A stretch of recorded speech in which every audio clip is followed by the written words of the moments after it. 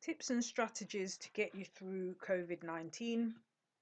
Let's just have a look at pivoting because I think that that is definitely the word, one of the words of our time. So let's just have a look at what it is. So pivoting is described or explained as being a lateral move that creates enough value for the customer and the firm to share. Businesses having to switch in order to remain viable. And you're seeing a lot of that going on at the moment, whereby people have realized that their existing business model isn't going to get them through this pandemic, and so they're having to pivot. So let me give you an example of Spotify, who are a music streaming service, and how they have pivoted very recently. So BP, standing for before the pandemic, they had a lot of free users, and the users had to listen to the advertisers before they actually got onto the content on the platform, and everyone was happy with that. However, the advertisers had to cut their budgets when this whole pandemic kicked off, because they first thing they were going to do is just slash expenses. And so that then put Spotify in a difficult position, because their advertising strategy had been working, they were quite comfortable. But if all of a sudden all of their advertisers cut their budgets, they had to find another way in order to make some money, and charging users who have been, used to having this service for free, might not be the right time to start to introduce something like that, like a subscription or paid for service. So then this is whereby they had to pivot and think differently. So they decided, okay, what we'll start to do, and I think it's a brilliant idea, is to offer original content podcasts. And within 1 month, 150,000 episodes were uploaded. So think about that. Think about the volume, the traffic to the website, what that meant for Spotify. And they've actually been able to sign exclusive podcast deals with celebrities. And so when you think about it, what they're becoming is like Netflix. And Netflix, Pornhub, various others have done well in this pandemic because people have been at home and they are used to subscribing to content, and that's what they've been doing. Although Pornhub actually gave their material away for, I don't know for how long, but I think it was a couple of months, and then once you're hooked or used to getting your material, you are quite, and you see the, if you're happy with it, you're quite happy then to start paying for that. Netflix has already got their customers in there, but Spotify to me is now becoming the visual version of, no, it's not the audio version of Netflix. Netflix has the vision, and Spotify has the audio. So the thing is, with anything, look and see who's doing something well already, and then how can you borrow that formula for your business. That's what makes a good pivot, I think. So how do you think of ideas then? A lot of restaurants out there have been forced to close and have done pretty badly out of this whole pandemic. However, Uber Eat, Just Eat, Deliveroo, any sort of food delivery service, all of those in that kind of genre, deliveries have done fairly well. So the secret is to look at what's working and then find a way to incorporate it into your business model, into your business systems. So think about the benefits or the advantages, or what have you got going for you. So if you were a restaurant, what's good about that? So you've got a kitchen, you've got ingredients, you've got the knowledge and skills of how to put that together. You've got the space because people go in there and sit down and have celebrations, parties, weddings, birthdays, whatever it is. So you've if you've got a restaurant, you have got something going for you. But you've got to think about what this pandemic has meant, which is that you've got to do social distancing, so you can't have a full sort of house anymore. In the UK at the moment, you're not supposed to mix households. There's all sort of things going on. So You've got to think about how you can operate, bearing in mind everything that's going on. How can you work to your strengths? Some ideas, some examples. So you could offer maybe a flat rate for a set number of meals per week or per month within a limited menu choice. So that means that, you know, you've got all the ingredients there, you just make up a lot of meals, almost like ready meals, but even better if you like. And then you offer that to people. So then at least you've got some consistency or some promised income. And then there are people out there that still don't like to cook, still don't want to cook, and they can still get to taste your food. Um, and it would probably, you know, be better quality than a TV dinner, for example. So that's one idea. Another idea could be to offer a combination of pre-cooked dishes with some sides that maybe could be prepared at home using ingredients supplied by the restaurant. So this is taking it a little step further. The restaurant could send a link to a video that walks the customer through the preparation, and then you're starting to incorporate an experiential and learning element into the whole experience. And now you're starting to get into training. And what some restaurants might actually find is that actually you only have to do that. Yeah, you just have to make a couple of videos as to this is how you make the dishes and be selling that. You might even find that that's more profitable than actually running an actual restaurant is. Who knows? So experiential learning and using video is the seems to be the way more and more things are being done. This is why Zoom has done really well in this time, because a lot of people are on their videos and are using video in their business. So and it's the way to kind of remain face to face with people as well. So can you somehow or other incorporate video into your business? So what makes a pivot work? Here's another example. You need 3 conditions. Number 1, the pivot must align the firm with one or more of the long-term trends created or intensified by the pandemic. So let's think about what they might be. What are these trends? Where are we going, and what's been happening, and what is likely to stay with us? So we've got more remote working.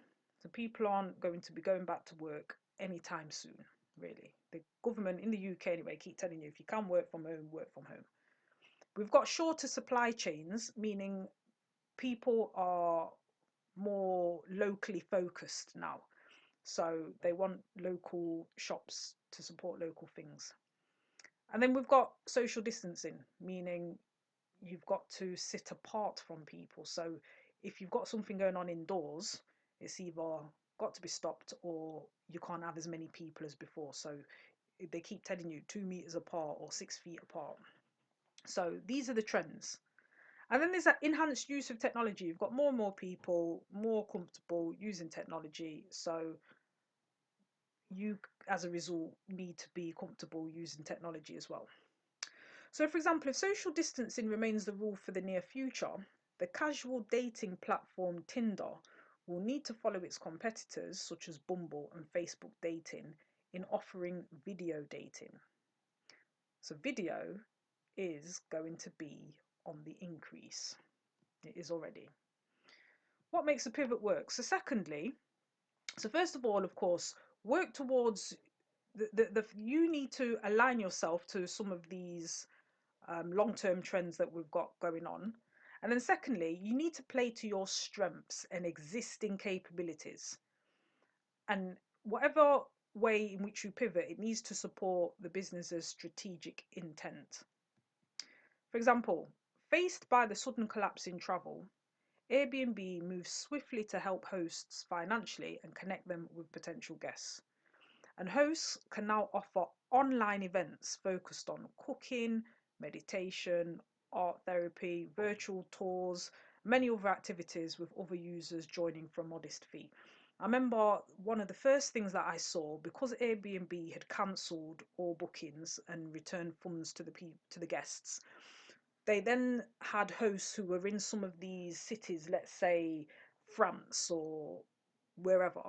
And if you live near the Eiffel Tower, there were some hosts that were doing virtual tours of the Eiffel Tower so that those people were going to come to France. That would have been one of the things that they'd done, they were going to do. This guests would, or the hosts were doing virtual tours, doing a tour. No one's there because they might have been doing it live. Everyone should have been in isolation. Give you a little tour of the Eiffel Tower. You can feel like you actually were there, or the Louvre, or whatever. And that was a way in which people, the hosts, were able to still make a bit of money. But that kind of really only worked when you were in a popular kind of tourist destination. But now there are other online events that you can do. Um, and so even though people might not be able to visit you in person, you can give them an experience now, and they're called Airbnb experiences.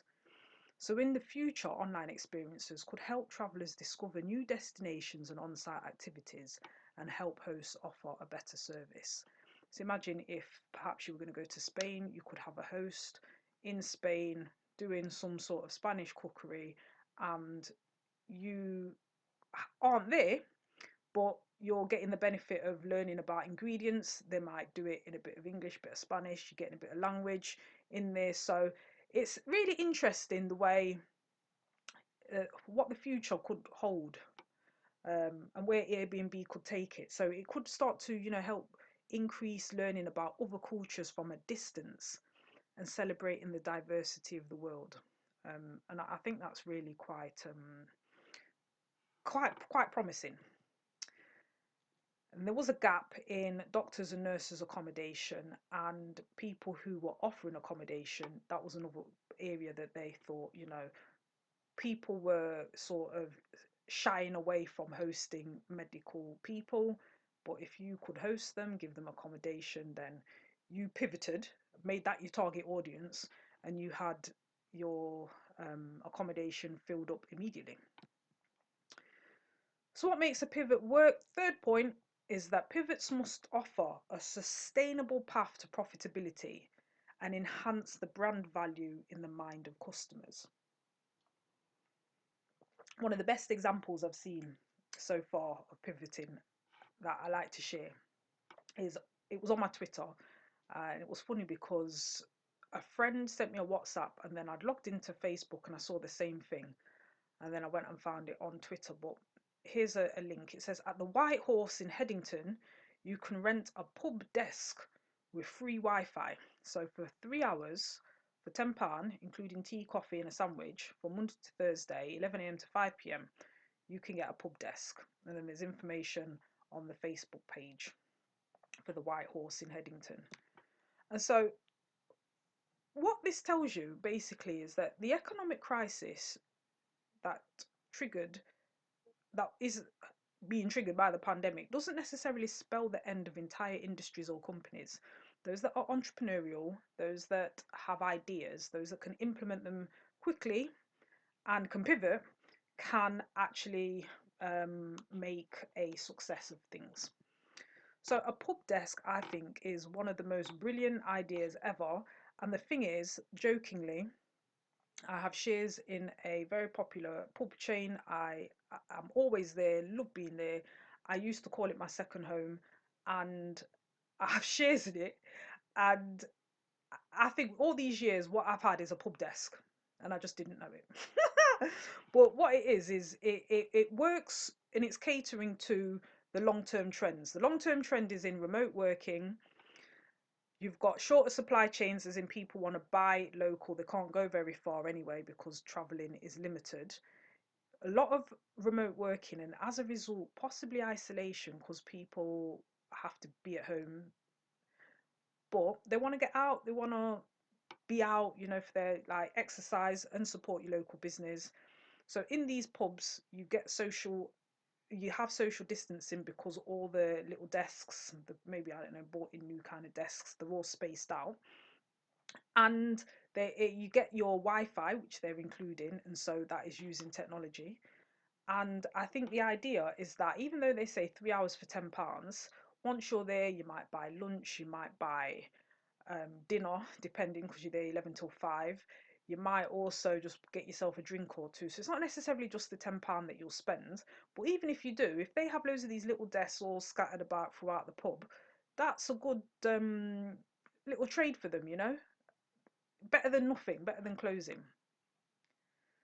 So industries that are badly affected, you've got the airlines, because due to the fact that, you know, there's a lot of flights were grounded, border control, there was a lockdown.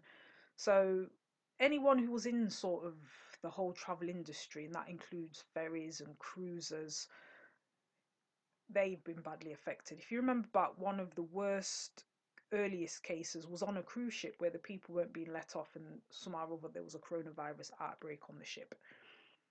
Leisure facilities have been cancelled. You know, big sporting events like Wimbledon been cancelled, and charities, especially those that are food banks, people aren't being as charitable anymore because maybe they need the food themselves, and just other charities haven't been able to do as much fundraising because people aren't being so generous, and the fundraising activities that they'd normally do, and on screen the MS Society is the one I do support and still support.